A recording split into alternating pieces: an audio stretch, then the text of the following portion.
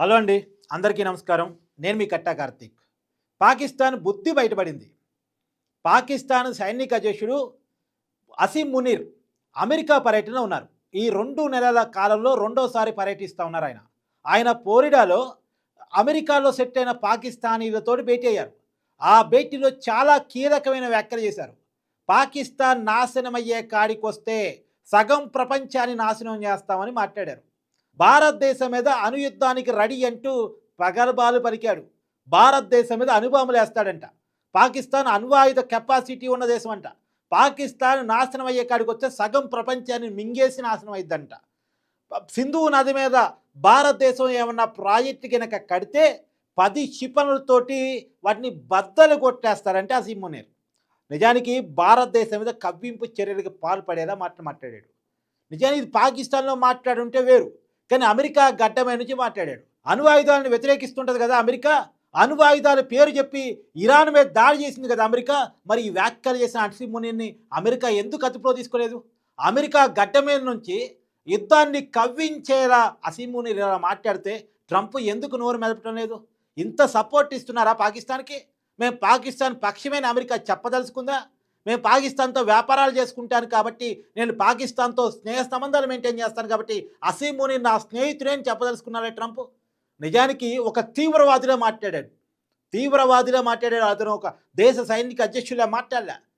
ఒక వేరే దేశం మీద గడ్డ మీద నుంచి ఒక దేశానికి ఇలా వార్నింగ్స్ ఇవ్వటం ఇదే ప్రపంచ చరిత్రలో మొదటిసారి. ఎవరైనా వాళ్ళ దేశం నుంచి వార్నింగ్స్ పంపిస్తూ ఉంటారు, కానీ వేరే దేశం వెళ్ళి ఆ దేశం గడ్డ మీద నుంచి మన దేశం లాంటి దేశానికి వార్నింగ్స్ ఇవ్వటం అంటే దీన్ని ఏ రకంగా అర్థం తీసుకోవాలి? అంటే అసీం మునీర్ వక్కరబుద్ద, అమెరికా చేతగానితనమా, ట్రంప్ మెతక వైఖరా? మొత్తానికి అసీం మునీర్ చేసిన వ్యాఖ్యల మీద చాలా విమర్శలు వ్యక్తం అవుతూ ఉన్నాయి. ఇలా ప్రపంచంలో మేధావులందరూ కూడా దీని మీద స్పందిస్తూ ఉన్నారు.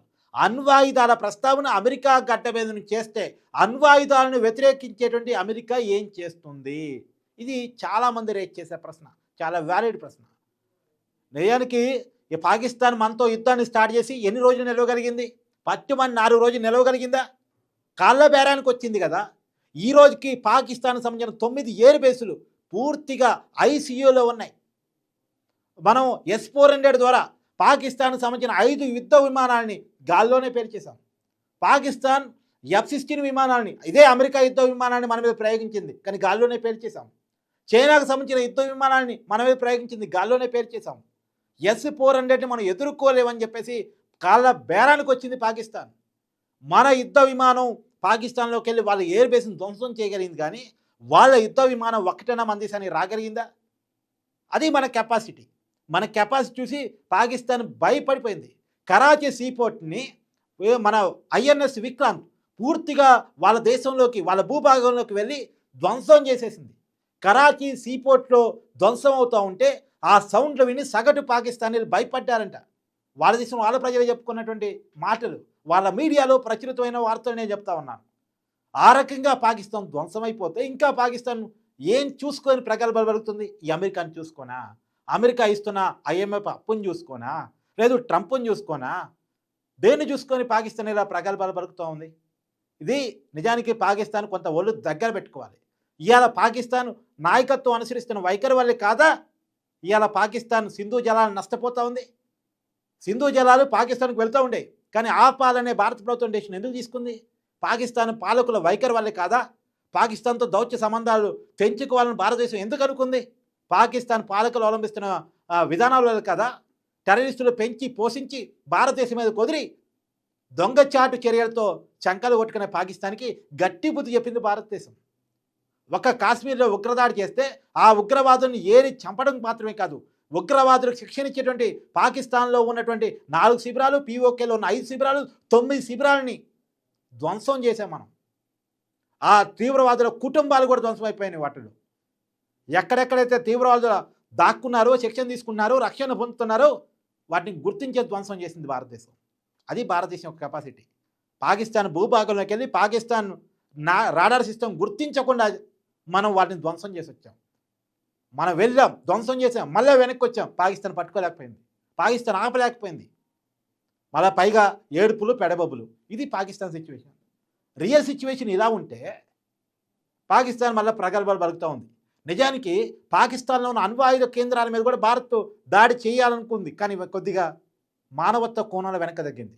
ఎందుకంటే వాళ్ళ అణు వస్త్రాల మీద కనుక దాడి చేస్తే అవి పేలిపోతే పాకిస్తాన్ పూర్తిగా ధ్వంసమైపోతుంది. మనం పోయి వాళ్ళ మీద అనుభవం చేయాల్సిన లేదు. వాళ్ళ అణ్వు ఆయుధాలు దాచిన స్థావరాల మీద మనం దాడి చేస్తే చాలు, అవి లీక్ అయ్యి పాకిస్తాన్లోనే ఒక పెను విస్ఫోటనం సంభవించే అవకాశం ఉంటుంది. పాకిస్తాన్ మన మీద ప్రయోగించిన డ్రోన్లని మనం గాల్లోని తిప్పికొడితే అవి పాకిస్తాన్ ప్రెసిడెంట్ ఇంటి పక్కన పడ్డ పరిస్థితి, పాకిస్తాన్ ప్రెసిడెంట్ ఇంట్లో నుంచి ఎక్కడో సేఫ్ జోన్గా పారిపోయిన పరిస్థితి. ఇది మనం భారత్ పాకిస్తాన్ యుద్ధంలో చూసాం. కానీ ఇప్పటికీ బలుపు తగ్గని విధంగా అతను మాట్లాడుతున్న తీరు ప్రపంచం మొత్తాన్ని కూడా విస్మయానికి గురి చేస్తుంది. అందు కూడా ఏదో పాకిస్తాన్కి అడ్డమైన నుంచి మాట్లాడితే వాళ్ళు అంతేలే, వాళ్ళ బుద్ధి అంతేలే అనుకోవచ్చు. కానీ అమెరికాకి అడ్డమైన నుంచి మాట్లాడిన తీరు మాత్రం విమర్శకు గురి చేస్తూ ఉంది. మరి అమెరికా ఇలానే ప్రవర్తిస్తే, ఇప్పటికే మోడీ గారు చాలా గట్టి సమాధానం ట్రంప్కి చెప్పారు, ఇక రాబోయే కాలంలో భారత్ అమెరికా సంబంధాలు పూర్తిగా చెడిపోయేటువంటి అవకాశం కూడా ఉంటుంది ట్రంప్ ఇలానే బిహేవ్ చేస్తే. ట్రంప్ విధానాల మీద ఆ దేశంలో నిరసన వ్యక్తం అవుతున్న వేళ ఇలా ట్రంప్ ప్రపంచానికి ఏ సమాధానం చెప్తారనేది కూడా చూడాల్సిన పరిస్థితి కనపడుతూ ఉంది. Thank you.